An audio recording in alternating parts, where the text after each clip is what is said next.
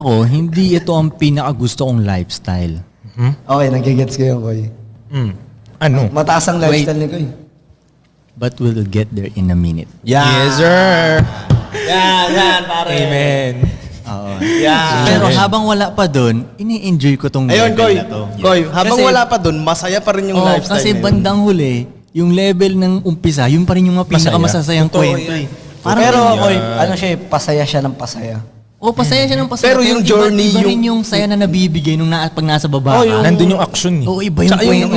yung action. Yung saya nung journey, Koy. Oo, yun, nandun Yung saya nung journey. Oo, kasi kung di Pag mo nakamit mo na, mag-ano na yun, magpa-plateau. Kakalma na lahat. oo. Kakalma na lahat. Tsaka kasi pag nandarating mo na rin yung tuktok dun, kaya nandarating mo na, All time ikukwento mo rin yung dati mo eh.